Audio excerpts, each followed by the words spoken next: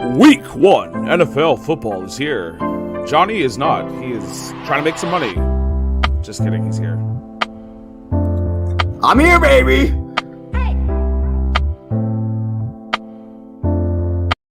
Good morning. It's the Sunday morning roast. That was just me roasting Jay a little bit because, you know, he's got one foot into the DFS store right now. But welcome in, guys. Welcome in. What's going on? Hello, everyone. Hello. Thank you all so much for being here. Please be here. It's Football Sunday. We're all very excited, I imagine. I hope. I dare say yes. We're all excited to be here. Early too, you know. But we got an early comment in. Good morning. Lord Hi, Lord Lizzie. Good morning. We'll do some morning, Elizabeth. We'll do some housekeeping real quick. Sunday morning roast. We'll be on, every Sunday morning before the games. Talk to you a little bit about our primetime picks of the week, which theoretically we might get to you on a Monday or Tuesday. Go over our Survivor Pool Challenge picks, where this season we'll be picking a team each week that we don't think will lose, and if they lose, then we die. We lose our harsh. We lose our spot in the little pool. There's only 3 of us here, so if you guys want to join, we can mark down your picks. With the Survivor Pool, you can only pick one team the whole season. So once you pick that team, you got to pick another team. There's 18 weeks, right? So you got 18 teams you got to pick. There's 32 teams, so you got a chance to not pick maybe Jacksonville or Houston, but you got to be smart. So that'll be fun. Might talk about a little DFS.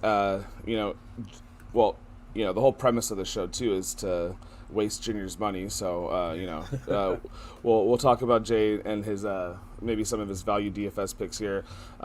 Is it going to be Cole Kmet season? I don't know. I wish those Bears do me dirty. Dude, when you look at those tight ends that we were talking about, sorry, this glare's killing me. When you look at those tight ends that we were talking about in the beginning, when we were doing our first fantasy outlooks, I think I jinxed like all of them, bro. Like Irv Smith got hurt, Donald Parham, they went and got Jared Cook. That totally tanked his fantasy value. I mean, if you look at if you watch Established to Run, the PSM model, Donald Parham is still off the charts, but it's just so hard to roster him now with Jared Cook there. So, big DFS questions. Wide receiver value is insane. It's just who the hell are you going to pick? But yeah, we'll get into that in a little bit because I'm a little worried. Go Browns, Ryan. You better get out of here with that. It's early morning. Good vibes, Ryan. Hello, welcome. Thank you for. Good morning, Ryan. Welcome to the Sunday morning roast. Yeah, you can roast them, Jay. Whatever. The Chiefs are going to whip the Browns today. I mean, we're probably going to. No, I'm just kidding. No, Browns are a really good team, dude. They're really and. Their defense is what, was kind of a question mark last year. Still a big question mark is Baker Mayfield for me, dude. I just don't do it for me. But getting Jeremiah Owusu-Koramoah in the second round when he was supposed to be a first-round pick, God knows why he lasted there. Big mouth on that guy, huh? Thinks he's going to shut down Travis Kelce. He says he's ready for him. Better be. Travis Kelce has 100 yards, 4 of his last 5 games. Better be. I don't think you necessarily stop Mahomes and Kelce. Maybe you stopped Alex Smith and Kelce, or Brody Croyle and Kelce, but I don't think you stopped Mahomes and Kelce. I don't put money on that, generally speaking. So that's a good way to put money most of the time.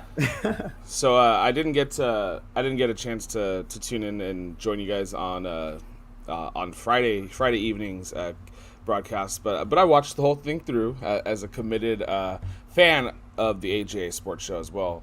And I did comment that I would take Justin Herbert, Alvin Kamara, Devontae Adams, and Kyle Pitts. So just wanted to put that out there. I know you guys had your teams. Jay and I both picked Herbert. Baker Mayfield was chosen by Ryan, and then I think Andrew, didn't you pick Mahomes? Yeah, I went Mahomes. Hold on, I have it right here. Let me go. Oh, wait, I thought I had it. No, I picked Mahomes, Jonathan Taylor, Calvin Ridley, and Darren Waller. That's who it was. That's what the 4. Gotcha. And then What else did you guys discuss that I didn't get to participate in? Was that the only thing? Okay, I just No. want to feel. I just wanted to feel included. Okay, I just think wanted that to was feel the included. always, buddy. And then, yeah, Tampa Bay just won because they have a good defense, whatever, and championship team will pull out those like close games, you know. So. Yeah, we knew they were. Sorry, I hate to cut you off, but no, as soon as the Cowboys settled for a field goal there with under 2 minutes to go, and Tom Brady, you saw the broadcast turn over to him, and he just looked at the field. He was like, he just gave that little smirk. You knew it was over, dude. That dude was gonna get a field goal, win the game. Those smirks are for the zebras out on the field. Not because he's I don't know. I don't know if I agree. Well, I mean, Tom Brady doesn't do anything wrong. He never has any guacamole margaritas. He's always, he's always doing his best to stay clean, and he's never been on cheating teams. They've never been caught for any wrongdoings or whatsoever. I mean, I don't know. He's covered by A little salty from a Bills fan. He's covered by the NFLPA, right? So we have the secondary meaning and definition of roast, which means we're drinking some coffee here. Yes. Or maybe not. Are you guys drinking some Cafe Delight? Oh, absolutely. In my Sunday mug. This is my Disneyland Sunday mug. I should have a regular mug. I want to get a cheese mug. I should have a regular mug. This is my Buffalo Bills butterscotch latte. Ooh. Oh my god. Because we are about to lather up these Steelers with butter, and we are just going to squeeze right by them. Josh Allen to Stephon Diggs to Emmanuel Sanders to Dawson Knox. You're gonna get lots and lots of passes today. I hope so. I got quite a few Josh Allen exposure in my lineup for DFS this week. If you watched his game 3 of the preseason, Jiminy, dude, they were not going to run the ball. No. Nope. And so this is what I'm excited about for Josh Allen this year. You guys get to talk about Patrick Mahomes all you want. Love it. But Josh Allen is dinking and dunking a little bit more as we saw in that preseason game, which Aaron Rodgers does, Tom Brady does. Some of the elite passing quarterbacks in this league. So usually this guy's like, no, I have a cannon for an arm, and my guy's 40 yards down the field. I'm going to throw it to him there. But in that preseason game, it was a lot of 6 to 7 yard passes to his guys, and those are just as essentially like little run plays too, if you think about it. So absolutely low risk, low reward, but I think that might be unlocking like the next part of his game, because the Bills have so many passing threats that they can pull that off, and we only have 2 tight ends on this roster.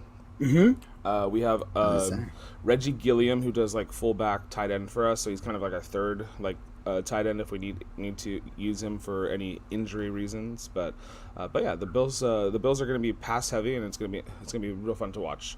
You guys got any DFS sneaky plays today that we want to talk about before we get into our picks in a little bit here? Yeah. So let's address the elephant in the room, right? The elephant in the room is the pay down options at wide receiver. The 3 big guys are the 2 Moores, Elijah and Rondale, both rookies. But the sub 4K for wide receiver this week is just absolutely ridiculous. You look at guys like Marvin Jones at 3,600, who's in a great spot against Houston. You look at Callaway, who's basically the only wide receiver worth noting. Evan Silva on Established the Run made fun of I forgot Deontay Harris, because Deontay Harris is the wide receiver 2 today for the New Orleans Saints. And dude is 5'7", 165. I look like a bigger gentleman compared to Deontay Harris, and that's going to be their wide receiver 2 today. So Marquez Callaway is pretty much the only pass catcher besides Alvin Kamara worth noting for the Saints coming into Week 1, with Traquan Smith being placed on IR and obviously Michael Thomas being out until Week 7 at least. And then like I mentioned, we have the 2 Moores who both should see substantial run. For Rondale. Arizona ran the most 4 wide receiver sets last year. Be hard pressed to not put your first round rookie in those 4 wide receiver sets. The team beat writers are really high on Rondale Moore. I think he's going to get a lot of touches. He's going to basically fulfill that Larry Fitzgerald role. So for a guy who's 3K flat, getting those type of high efficiency targets, bubble screens, tunnel screens, slants, quick hitters that allows him to get the ball in space and use that playmaking ability he has. He's a real great option, not only for value, but for his upside. I mean, you're looking at a guy who can get 20 points if he finds the end zone at 3K flat. That's something that's really interesting and hard to navigate really in tournaments and cash. It's pretty much a stone lock. And then you look at the other Moore, Elijah, who, the Jets are dealing with a lot of injuries now, with Jamison Crowder now being out, Keelan Cole's out. So he looks really good. He's at the flat 3K. He's gonna see a ton of his routes come from the slot. Again, like I just said, high efficiency, really high completion percentage when you're targeting the slot for the most part. We'll see what happens with Zach Wilson. Him and Corey Davis did have a really good rapport. Corey Davis is $4,900, which is egregious. I mean, he's the number 1 wide receiver for the Jets today. Carolina Panthers defense is pretty shaky. They don't get after the pass very well. They do have Brian Burns, who they drafted 2 years ago. And they did just draft J.C. Horn out there, but rookie corner, we'll see how that goes. Besides that, their secondary is not much to speak of. So that's a good spot. Yeah. So, I mean, I think that sub 4K, right? I mean, it's basically team jam them in for the top 3 running backs. You have Kamara, Cook, and Christian McCaffrey, who all look unbelievable today, all in good matchups, all catch the football, all have reasons why they can hit their ceilings. I'm sorry, I'm just going to go off for a second, but you look at Christian McCaffrey, right? I can't imagine that Joe Judge and Matt Rule don't have a plan to get him the ball at least 20 to 25 times, probably even more.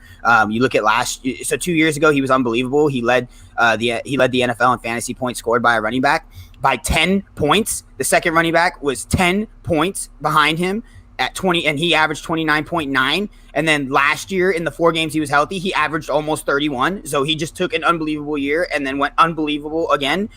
So, it's hard to expect something not close to that, considering now he's healthy. We're hoping he had the full offseason, pretty much all of last year to rehabilitate. Then you look at Alvin Kamara. Like I said, Callaway is a play because of all those guys, but Kamara just as much. When Michael Thomas is off the field, his targets go up from about 6 a game with Michael Thomas on to almost 9 without. He goes from averaging about 19 and a half to 20 fantasy points to somewhere more around 28. So that just allows him more access to get his ceiling, more touches. Again, they don't have anyone over there. They let go with Latavius Murray too. Latavius Murray was a guy that they used to hold on to as kind of like, they're in the 20s type of guy. And he would take some touchdowns from Alvin Kamara, which is why Alvin Kamara used to be more of a streamer play for me personally. But I mean, right now with this value at receiver, especially in cash, it's jam them in. And then a guy I really like because of the game environment, if you guys watched the last show, you guys know how bullish I am on the Minnesota Vikings smacking up the Bengals and that makeshift offensive line they're trying to run out there. I think that -3 is ridiculous right now. You can still get that -3 on DK Sportsbook. You bet 115, you win 100. It's something I'm looking at. I think I might lock that in, to be quite honest with you. I love the matchup. I think the Minnesota Vikings are going to dominate on both sides of the football in the trenches, and that bodes really well for Dalvin Cook, considering the Cincinnati Bengals were one of the worst defensive pressure rate teams, and they were one of the worst defenses in rush yards allowed. They allowed the most rushing yards per game last year. They allowed the most rushing yards per carry last year. Dalvin Cook averaged 5.1 yards per carry last year. Cincinnati gave up 5. So I can see him hitting that or going above it. He's a guy who, he, as much as, Zimmer likes to hashtag establish it, that being the run. He's a guy that can really do some things out of the passing game that I'm hoping they kind of open up. But, I just think with the wide receiver value in cash, especially, it's team jam them in for me. I was high on lower quarterbacks like Jalen Hurts is who I'm playing now. Like Sam Darnold. I even looked at Mac Jones for some real – Mac Jones is 4,400. Like, I don't know what he's going to do. He's playing a tough Miami defense. But at 4,400, he's below 5. Sam Darnold at 5K was interesting too. Taysom Hill's at 5,200, and he's not even starting. And we don't even know how much he's going to play, right? Yeah. So Right. Sam Darnold at 5 was another guy that I was interested in. Kind of faded off that a little bit just because, the rushing that you get with a guy like Jalen Hurts is who I'm really focused on in my cash lineups. He's going to be my cash quarterback. It's going to take a monumental effort for him to fail. In the 3 games he started last year and finished, because obviously, there was that week 17 debacle. He had 8, 9, and 11 rushing attempts. The lowest rushing total he ever had was 69. He had 3 touchdowns during that span rushing. So I think Jalen Hurts is the cash guy, and then jam him in with the running backs. So just to give you a little context onto, you just have to find value on DFS a lot of the times. But Case Keenum, John Wolford, Trey Lance, Gardner Minshew, our Farmers Only boy, Jordan Love, and Nick Foles are all priced higher than Mac Jones, and they are all backup quarterbacks. Right. Taylor Heineke, Marcus Mariota, Huntley for Baltimore, Justin Fields. These are all backups, and they're all more expensive than Mac Jones. So if you're going to play Mac Jones, this is the cheapest you're going to get him in any week. And if you've watched mainstream national media, they're hyping up the game manager train for Mac Jones and all his new weapons. So, I mean, it could be a good tournament play, right?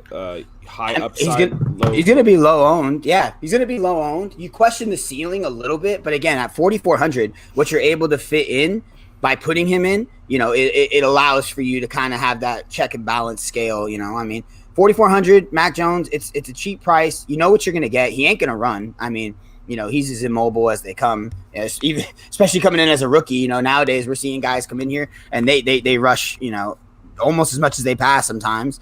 And that's definitely not the case with Mac Jones. So you miss out on that.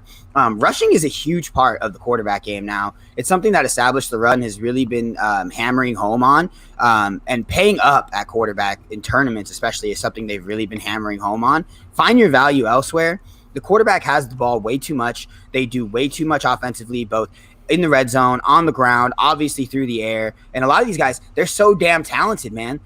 Even if the play is not there initially, the stuff they do off script is what really, really inflates their fantasy value. And when you don't have a guy that can do that kind of stuff, it makes it difficult. I mean, my quarterback pool this week is literally Kyler Murray, Josh Allen, Patrick Mahomes, Russell Wilson, and Jalen Hurts. That's my 5. And I just kind of cycled through all those guys.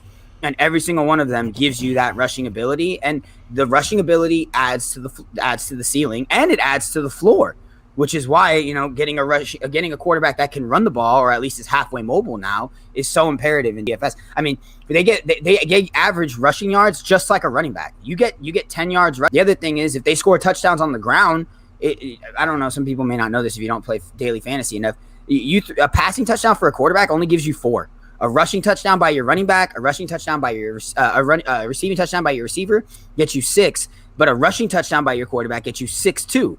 So if your quarterback rushes for a touchdown, you get 6. If they throw, you only get 4. So those like Josh Allen, who's a big factor rushing in the red zone, I have him in. He's my most exposed tournament quarterback because of that ability to score touchdowns in the red zone. So I'm gonna dap up the Buffalo Bills here for a sec too, but the Bills faced 6 top 10 defenses last year, and they went 6-0. So if anybody wants to get scared off from Pittsburgh Steelers and their pretty formidable defense, they did lose some pieces this offseason. Yep. They were ranked number 1 against the quarterback last year. Yep.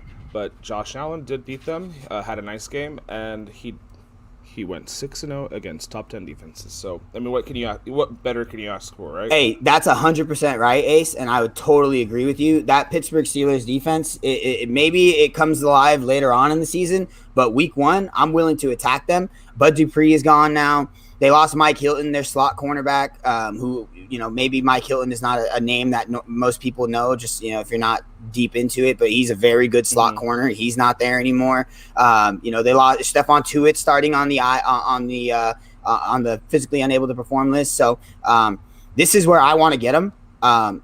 This year, I mean, what I saw from Josh Allen and what I keep seeing from Patrick Mahomes and guys like Kyler Murray, it's going to be very simple. I'm going to play tournament lineups and I'm going to cycle through those guys. And if I'm throwing away $1 every week because I'm trying to put Josh Allen stacks into it, then I'll throw away $1 because the upside of what he does when he explodes is so high that it's worth it. Andrew, do you have any DFS lineups this week that you're playing? I'm in a cash lineup that I'm feeling okay about. I do like Stephon Diggs this week against Pittsburgh. He's one of the, I guess you can call him a cheaper high end receivers. He's at 670, 600 in comparison to like Calvin Ridley, who's up at just under 8, and Devontae Adams, who's at 8,300. In terms of value, I was looking a little differently. I really like Corey Davis. Johnny mentioned Corey Davis. I do also I was taking a good hard long look at Michael Pittman. He's going to be the number 1 receiver over in Indy. He's 4,100. He's projected to get a high amount of target share. He's a receiver that usually meshes pretty well with Carson Wentz. Carson Wentz likes the bigger receivers who can go up and catch the ball, and Pittman's a guy who's above 6'2", big body, big frame, can make hard, tough catches. So Wentz, if he can develop a good rapport with him, I could see them faring pretty well together, and maybe that $4,100 price tag probably won't last too long for them. I'll touch on Stephon Diggs too. He tore up the Pittsburgh Steelers since we're just on this game. He went for 10 and 10 catches, 130 yards, and a touchdown against that same Pittsburgh Steelers defense, which was you could probably make the argument was much better last regular season coming into this year. And like Jay and you mentioned, there's a lot to be concerned about on that side of the ball. Granted, TJ Watt did just get paid. But I'm taking a little easy with my DFS. I'm still learning. I only really have one lineup built out. I'm taking another peek right here for some tournaments, maybe this morning, maybe some early, some late throw-ins, and maybe just try and have some fun with it. But yeah, those are kind of the guys I'm looking at. All the 3 running backs you can't really go wrong with. Obviously, Kamara, Cook, and McCaffrey is just kind of where you're going to get the value from and how you're going to fit them in. But those guys, if you can get them in your lineup, you can't really have any complaints. And McCaffrey probably won't be in the 9,000 range for very long. He'll probably be up in the 10s once the season really gets up and running anyway. So I think the only reason, the only reason they don't have him at 10 right now is because he's coming off an injury season. But they're just like, he's going to get the usage anyway, and we've seen him be healthy. So let's just. We'll give everybody a little bit of a discount, and then week 2 we'll see him in 10,000 plus. Well, to your point, I think if you play you had big brain, use your big brain here, Ace. Michael Pittman, who's cheaper. Yeah. You could probably then fit in maybe 2 of your running backs. You could pay down for Mac Jones and then maybe fit him in that way. I'm trying to convince myself to play Mac Jones for 4,400. I don't know if I can do it. That's a hard thing to do. I wanted to, dude. Earlier in this week, I was like, Mac Jones 4,400 looks great, but in cash, it just scares the dickens out of me, dude. And Jalen Hurts is just a little more of a. I mean, there's no sure things, but he's more of a surer thing. At least that's what I can tell myself and feel better about myself. So if I lose my money, I feel better about myself losing money on Jalen Hurts than I do on Mac Jones. Love it. Yeah. I think you had mentioned Sam Darnold, right? This is like revenge game. So if he's coming into this season and he's going to have a better season in Carolina, which in my opinion they're not going to have a fantastic season, but I think they are on the right track here. I mean he's got his number 1 running back healthy right now, and he's facing off against. Not a great Jets defense who's missing a lot of components. So at 5,000, Sam Darnold's to me is where I probably would set my lineup around just to see him go off. And because I think coming in against your ex team, he might be ready to go week 1 for that.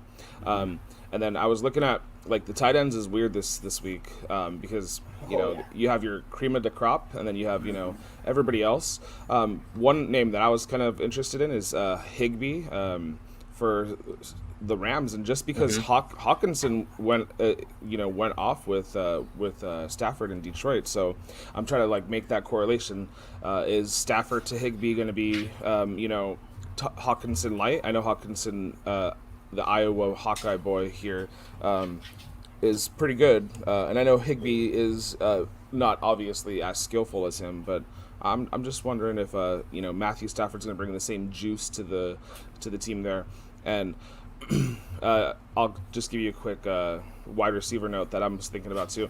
I do like Stephon Diggs. He's a little bit cheaper, obviously, than guys like Tyreek and Devontae. I also wonder about Calvin Ridley too. Like, no Julio Jones, and Julio Jones took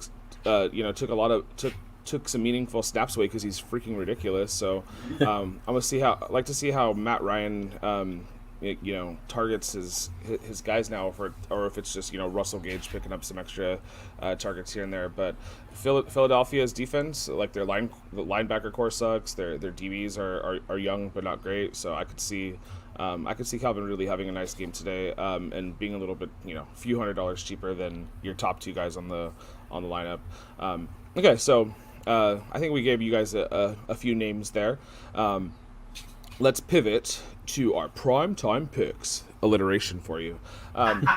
Okay, so this week I feel like this week we're gonna do the primetime games, and then some of the most exciting games of the week, and then maybe like some of the very close games as far as the line goes. But we're just picking straight up.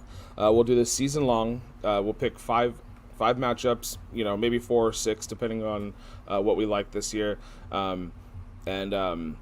Andrew's gonna get this little nugget here on the screen for us, and then we're gonna go in order from start time to prime time. So we got week 1, the Steelers at Buffalo Bills, and I don't know if it's because these guys are in a chat room, a text group with me continually. If they felt obligated to choose the Buffalo Bills, but Buffalo Bills -6.5 is the line, which, I mean, for what might be a close game, it might be, good to put some money on. I personally have the Bills winning their home opener. We have won 3 out of the last 4 home openers, I believe, against the Jets. So, I mean, it was we don't apparently, they like to start us off with the New Jersey team every year. The last few years, but I do like Josh Allen and Bills Mafia, Highmark, the newly named Highmark Stadium, being my choice here. I think offensively it's going to be tough to stop Josh Allen and team. We brought in I think like 11 defensive linemen this year on our roster because we had trouble getting to the quarterback last year. So I think that's the a valuable initiative we need to take. Keep getting guys in there. Go after the quarterback. AJ Epinesa beefed up a little bit this offseason. He was our top defensive lineman pick. Not this year, but last year. So we expect some nice things out of the Buffalo Bills defense, and I don't think this game is going to be a shootout. I could see this game being in like the 31-24 range or 27-24 if we're in a nail biter. Yeah, I like the Bills here too, for a lot of different reasons. I mean, I may have, I probably would have opened the possibility of considering Pittsburgh if it was in Pittsburgh, but given that Big Ben has to travel and on the road week 1 with a makeshift brand new offensive line, and his mobility is obviously shown lacking in the years prior to coming into 2021, and he's coming off of injuries, so I don't really know what to expect. The rookie running back Najee Harris projected to get a lot of touches, but I just think Buffalo's way too good. I think they're just so much better than Pittsburgh. Obviously defensively, TJ Watt is going to be a problem for any team that has to face him, but the Buffalo was able to bring back all of their offensive linemen who have matured and gotten better together with Josh Allen behind them as their signal caller. So I could see this game. I mean, I don't want to call for a blowout, like our first predictions, but I honestly could see this being kind of like a Buffalo Bills like home opener, like nice coasting win. I don't think Pittsburgh defensively is going to be able to handle everything they can throw at them. The addition of Emmanuel Sanders will help out Stephon Diggs even more, who's already just tormenting NFL defenses. The guy entered like a completely different prime since he came to Buffalo. I thought he had already hit it when he was in Minnesota, but he just took it up to another level. So yeah, I got Buffalo here. This is a pretty easy pick for me, to be honest with you. So yeah, Buffalo, possibly by big, but yeah, I got Buffalo. Nice. Yeah, I completely agree with what both of you guys said. First, the Buffalo Bills, they're a smart organization. They are well run. Front office is really smart. Sean McDermott is a fantastic coach, especially on the defensive side of the football. They run a lot of zone. which is really interesting, especially going up against a Ben Roethlisberger-led team.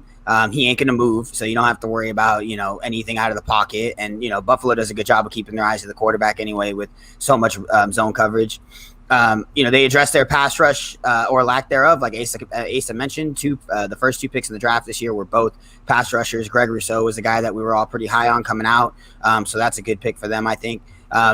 Buffalo did a really good job of keeping their own this offseason and reestablishing what they have. And I think, this team is, as we've seen, goes as far as Josh Allen takes them. I think that's really most teams in nowadays NFL.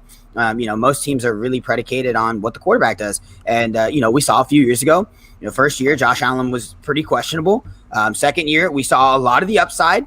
And we saw, some pretty bad, right? I mean, that Houston Texans playoff game haunts mine and my best friend Joseph's nightmares for Josh Allen because of some of the knucklehead plays that he was doing. And we saw him cut those out last year.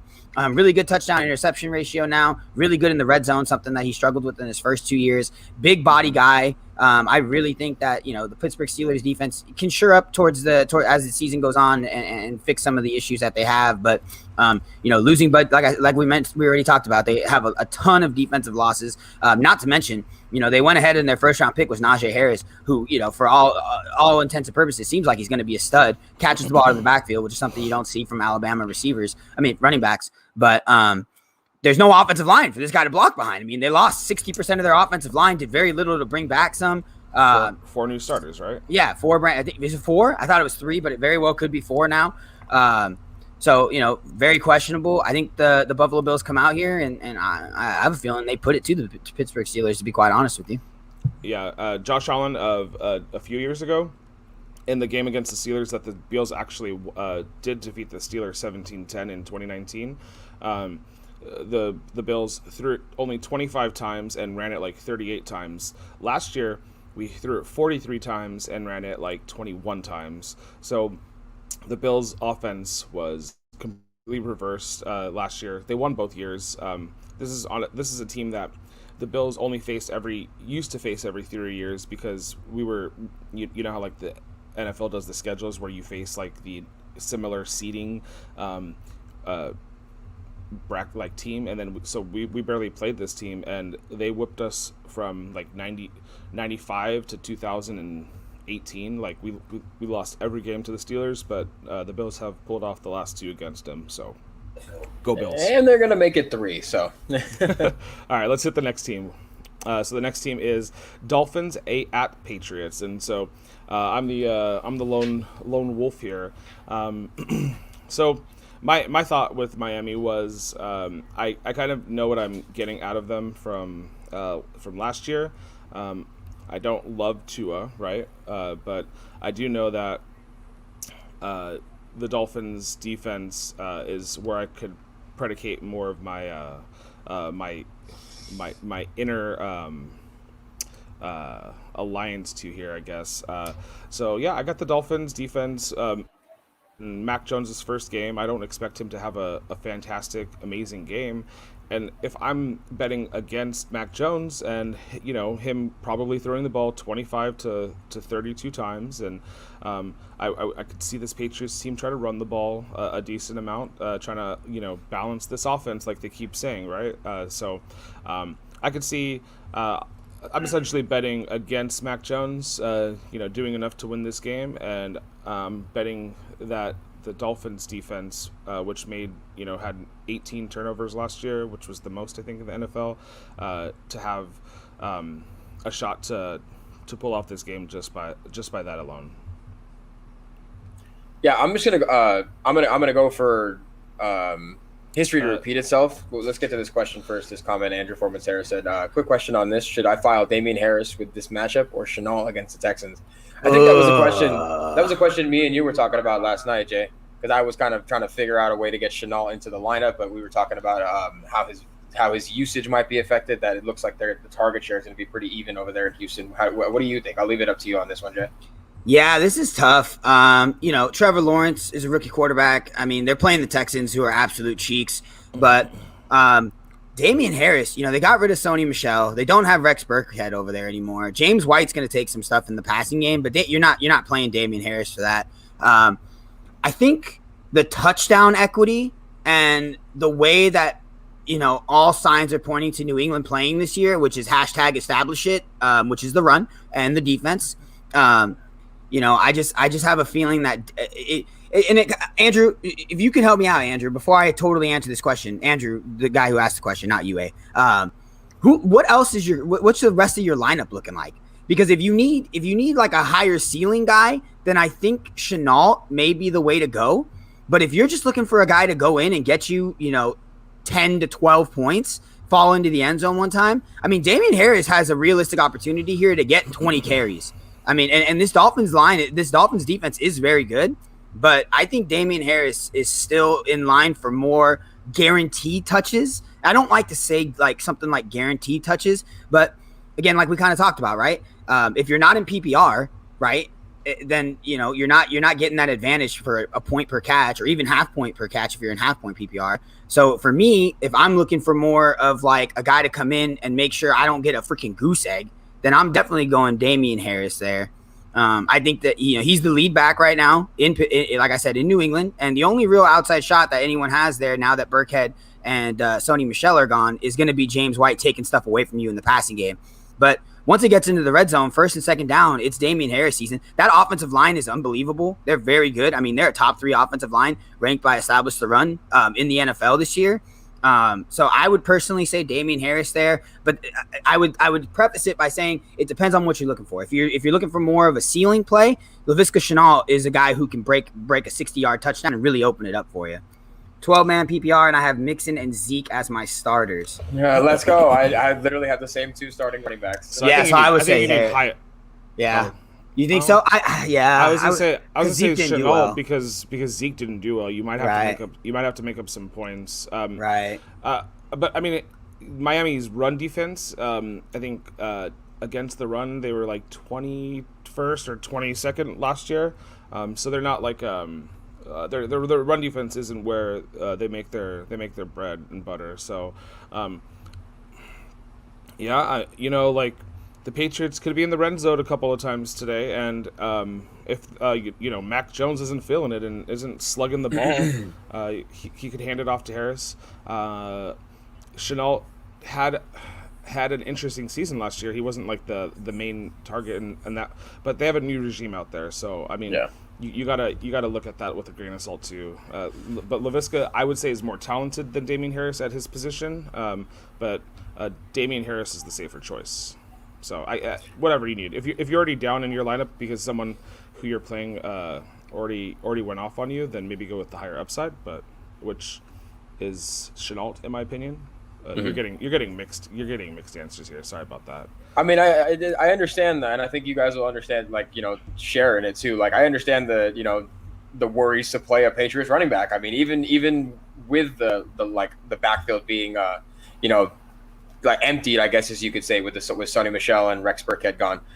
Playing Patriots running backs, since like the mid 2000s has been a thing that people stray away from in fantasy because you really don't know where the touches are going to go. So week 1, it's kind of hard to project, but I think New England gets this game. I think this is going to be one of those things where they go 1-1 against each other, home and home. They did it last year. They both won by 10 points, 21-11 week 1, and then 22-12 in week 16. The Dolphins took it against the Patriots, but they both won it at home. So I think history repeats itself. I think Belichick just really needs somebody who's going to be able to use that style of offense that he wants to run, which is to establish a run and then be able to have play action off of it and get guys like Jacoby Myers and possibly Nelson Aguilar down the field on a couple deep shots.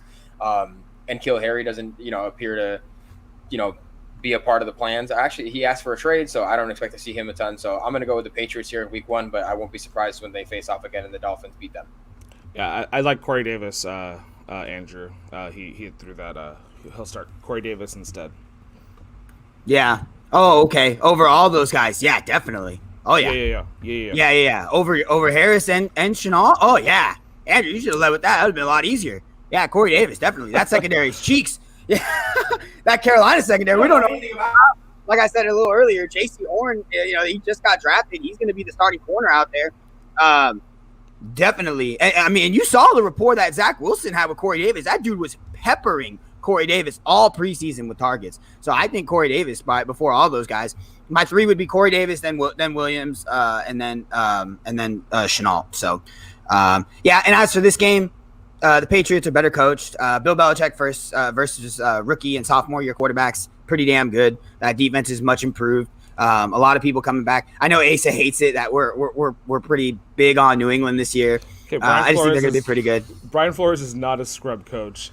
Agreed. And these Patriot players that opted out last season are back, but it is their first game in 27 months or something. So like, cut them some. Hinder expectations is what I'm thinking in this game. That Miami O-line sucks, Ace. It's literally like the second or third worst offensive line in the league too. Like, I mean, these guys. I mean, Patriots at home. Like week 1, and to be fair. The Patriots don't play super well in September.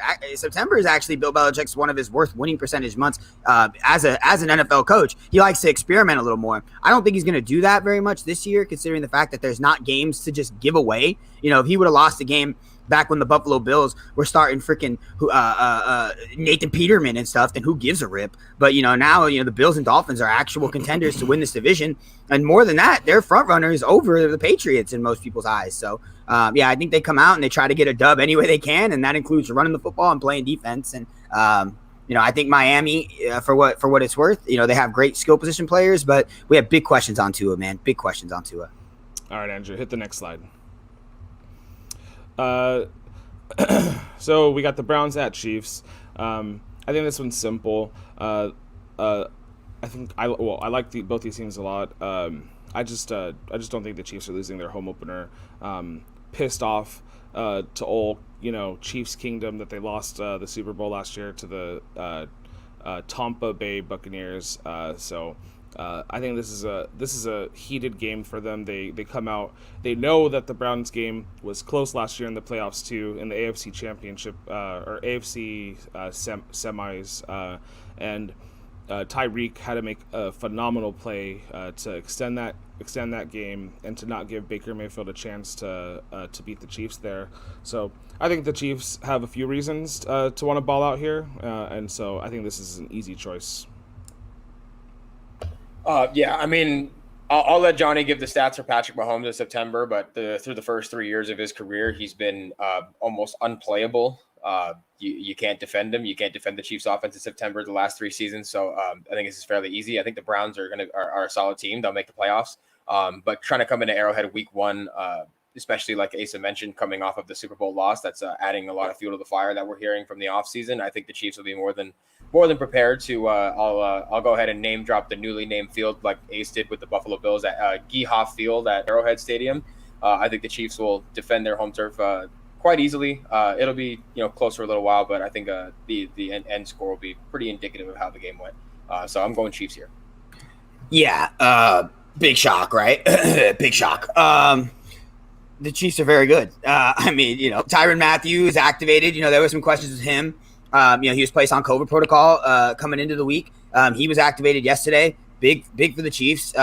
He's a guy who may not show up on the stat sheet everywhere, but the dude is literally the heart and soul of this Kansas City Chiefs defense.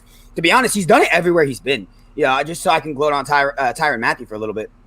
When he was in Arizona, same thing. LSU, he was the guy. Even when he was in Houston's defense was halfway decent because he was manning that back end. He asks a lot, gives a lot, and then he expects a lot in return from his players. So I really like Tyrann Mathieu out there. He's a football guy, knows for the football, is able to gets interceptions, fumble recoveries. He's a guy who kind of does everything.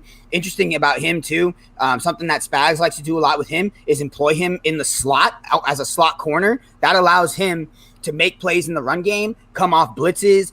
He's great in man coverage. He's great in zone coverage. So it allows him to be closer to the ball. And, his name's the Honey Badger, but actually be like a Honey Badger in the middle of the field, kind of doing a little bit of everything. When he's lined up in that slot position, you don't know. Is he coming? Is he going to help in the run? Is he going to play man-to-man? Is he going to go zone?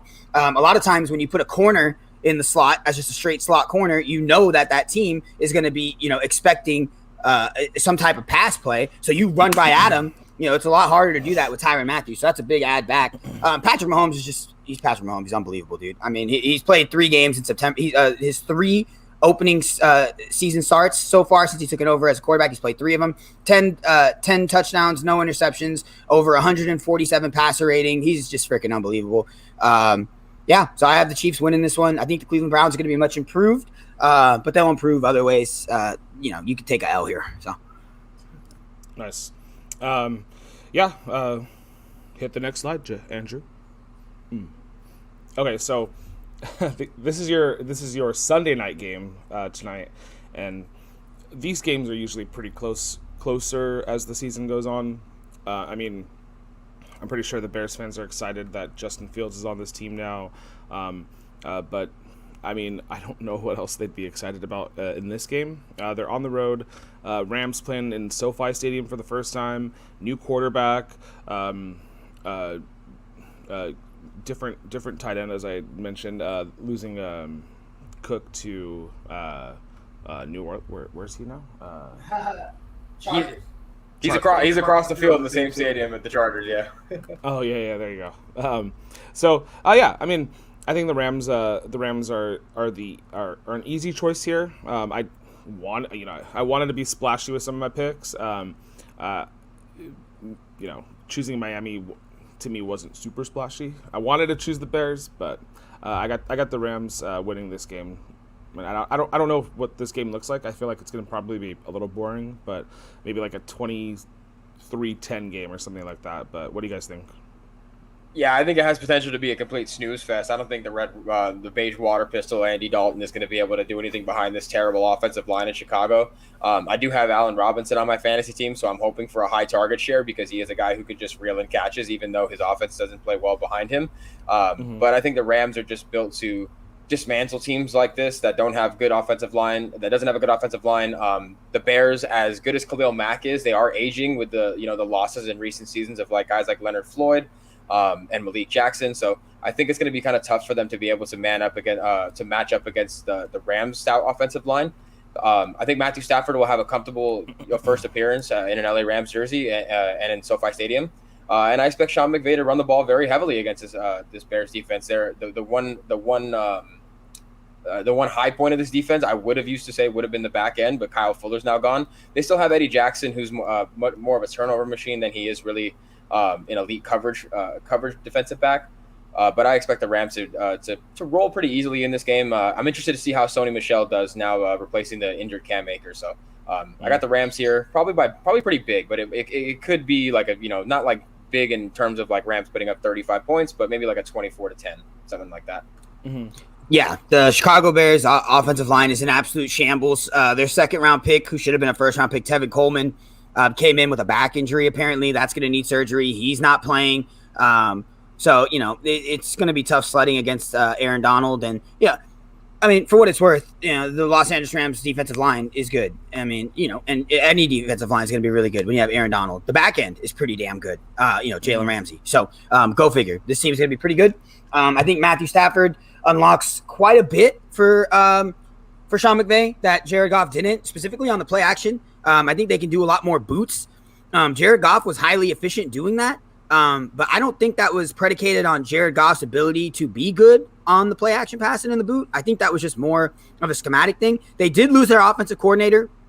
He went over to Seattle, so I'm big on Seattle, especially starting the year. They're talking about tempo, pace, throwing the ball a lot. So Seattle's another team I'm pretty high on. I have quite a few tournament lineups with Russell Wilson in there in that game. But speaking about this game specifically, yeah, I think the Rams are going to smoke them. Unfortunately, the Chicago Bears just aren't very good right now. I think when you have when Jalen Hurts, when Justin Fields starts, it'll open up a little bit more because that offensive line is so cheeky that it'll allow him to make some improv plays that unfortunately Andy Dalton is not going to be able to do. So yeah, honestly, I don't think this is a blowout. I think this is going to stay within a touchdown just because Andy Dalton is a halfway competent quarterback. Even when he was with Dallas last year, who has a much better offensive line and much better weapons, he was able to keep games relatively close. He did fine as a starter when he was in Dallas. So I anticipate something similar to what he was doing in Dallas here. But, given the fact that they have a lesser offensive line, lesser weapons around him, I think, that bodes very unwell for the Chicago Bears going forward. Okay. And then our last game, the Monday night game, it's the Las Vegas Raiders hosting the Baltimore Ravens in Las Vegas's new stadium. the Ravens. Ravens. I'm assuming some Baltimore fans are going to be traveling to Vegas for this for this weekend, so they could watch their team ball out. The scary thing here is, though, the Ravens running back room is was Tyson Williams. Is that his name? Is that the starting running back RB1 for this game? Which is a great play for DFS, mind you. Like if you're thinking that the Raiders defense, which is very different this year. Like they have a lot of additions in Ngakoue, Carl Joseph, right? Trevon Moehrig, Casey Hayward Jr. on this team now. I can't remember everybody they picked up and traded for and moved around, but I'm only picking the Ravens because I don't know, Lamar Jackson probably figures this game out, even though without a ton of his weapons. I am a little worried for this Baltimore Ravens team after making such high predictions of them in our prediction show with that I didn't make, but we posted on Twitter. So I'm a little worried that they're not going to hit the record that I thought they would hit without their running back room there. But so I still don't think the Las Vegas Raiders pull this game off, though. And Baltimore wins this game. Yeah, the Raiders, I really don't know what they're doing. Mike Mayock and John Gruden have given, if I'm a Raiders fan, they've given me zero confidence in thinking that they're going to be the ones to lead this team and to actually propel them to not even just a successful team, just to get somewhere close to 500. I have the Raiders doing pretty poorly this season, which is probably not going to be a surprise. Baltimore wins here, even though they are kind of depleted. Tyson Williams is going to get RB1 duties. They added Le'Veon Bell, Latavius Murray, and Devontae Freeman. So a little bit of 2016, a little bit of time traveling going on here. We jumped back to 2016 and added a bunch of players from 5 years ago. But are they cleared to play? Or are any of them on even playing today? Not yet. Latavius Murray and Le'Veon Bell haven't been added to the active roster, and Devontae Freeman is barely on the practice squad, so he may not even make the roster. We just got to wait and see. But I think Lamar Jackson's just dynamic enough to go against this Raiders defense. When you talk about what they do to, like, on the defensive side of the ball, they drafted Damon Arnett with a second-round pick 2 years ago, and he's not even a part of the defensive plans anymore. They brought back Carl Joseph, who they drafted and then sent away because they didn't like him, and now they like him again. And Cleveland Farrell and Max Crosby, I guess, are going to be the dynamic pass rushing duo. But last I heard, Cleveland Farrell wasn't even getting all the starting reps. So I really don't know. The Raiders suck. Flat out. They suck. As an organization, they have a wonderful stadium. I drove right by it. But the Baltimore Ravens are going to win this game.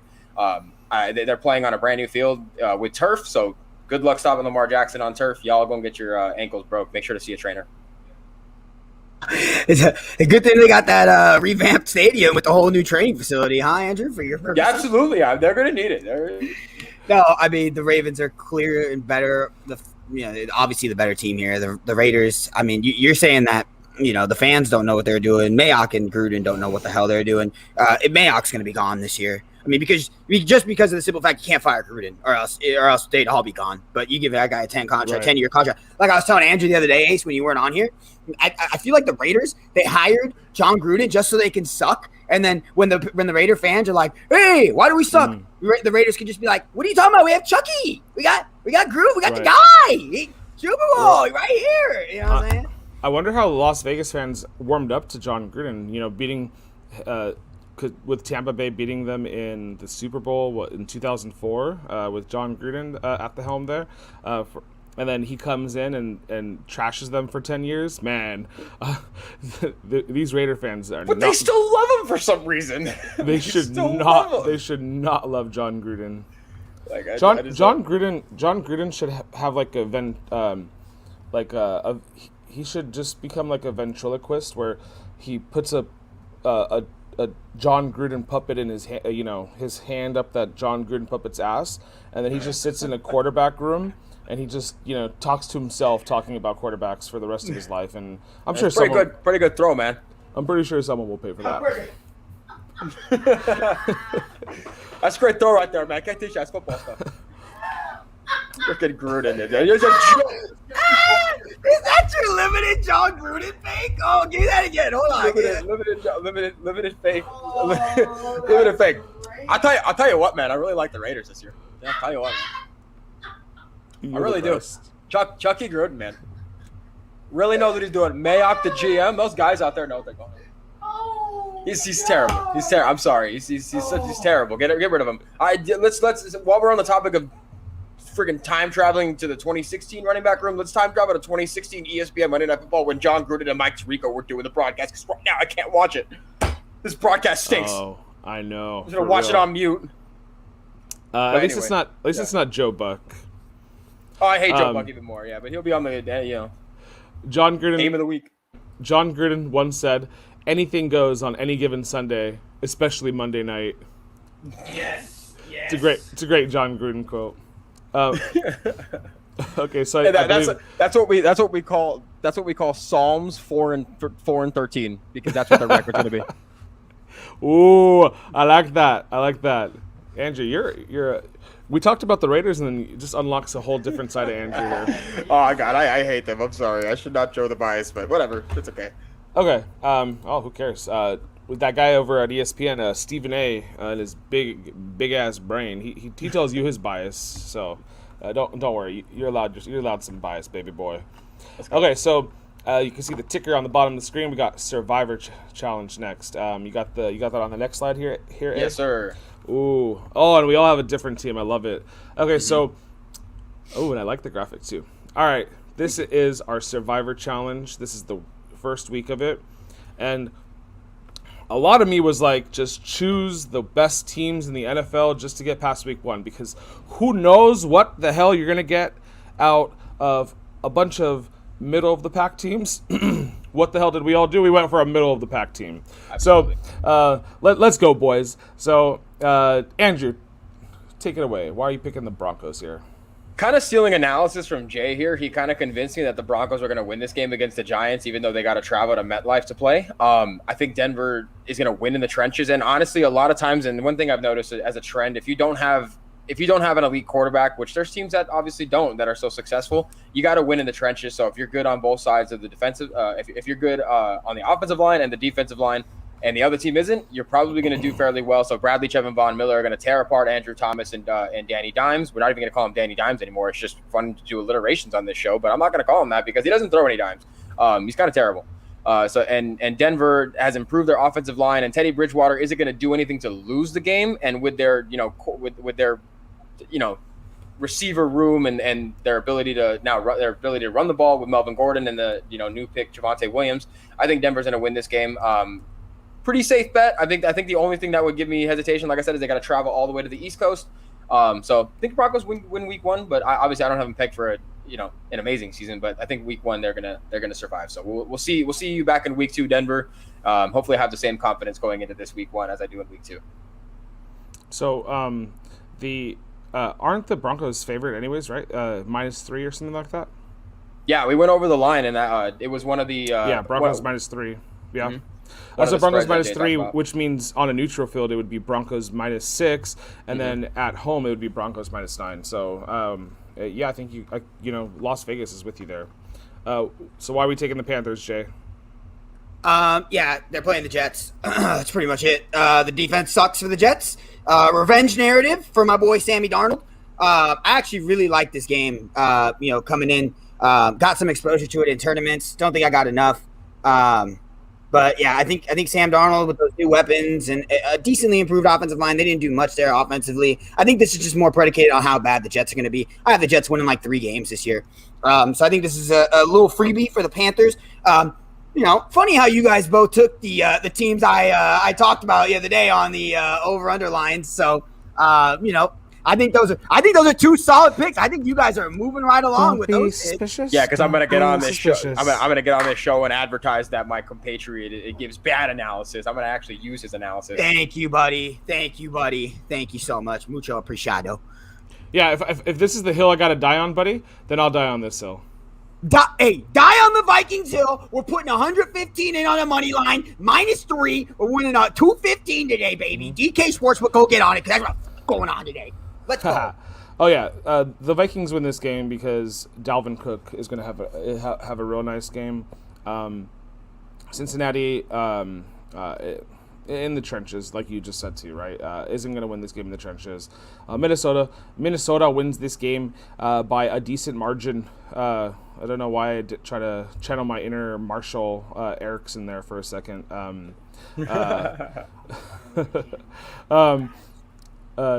But yeah, okay, so I wanted to give a quote because you mentioned Marshall Erickson, but I also don't want to cuss. But I was and they're also not playing the Bears because one of the quotes was like, he was like, time to make the Bears are furry little bitches, but time to make the Bengals are furry little bitches. I guess because they Bengals. Oh yeah, you can still make that. Bengals got fur. Yeah, it's time to make the Bengals some furry little bitches. Yeah. I think Dalvin's gonna run all over them, dude. All right, that's our last little graphic right there, right, eh? Yes, sir. Nice, beautiful graphics as always, bud. So that is our picks of the week, our Survivor Challenge of the week. Hopefully we all survive to next week. You heard some DFS plays at the top of the list here. Jay's gonna go scramble to make sure he doesn't lose out on his money here. Trey Sermon ruled out inactive. God knows why. Healthy scratch. No, there was no notice. I mean, everything coming out of camp was that him and Mostert, 60-40 split at least in the running back carries. Playing the Detroit Lions today, I have 20 tournament lineups. About 6 of them had gosh darn Trey Sermon at 4,500. Oh, we got to get in there, and we got to make some changes. Hey, Shat, baby. You know, I cannot stand freaking San Francisco. They just know how to twist and grind those damn gears in me so damn much. Annoying, dude. Do not pick a San Francisco running back. No, now it's Mostert season. Now it's Mostert. How are you not going to play Mostert versus the Lions now? 5,800. You got to. I was going to say, just play Mostert, but he's fit. Yeah, but the problem is he's $1,300 more than damn Sermon. Where am I getting the money? I think you got a big enough brain to figure that out, pal. Big brain energy. All right, guys. Well, thank you, boys. Andrew, thanks Football Sunday. Not you, Andrew, but Andrew, thanks for asking us a couple questions there. We hope Corey Davis pays off for you. We hope you guys have a fantastic morning. Enjoy your damn football. We will too. Let's go Bills. Let's go Chiefs. Week 1, baby. Let's go. Let's channel that AJ Sports energy into a fantastic Sunday. We'll see you guys next week on the Sunday Morning Roast. Have a good day. Bye.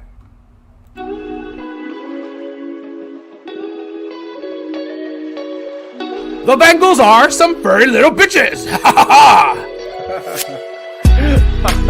It's a very different energy, but I'm glad it worked out that way though. To like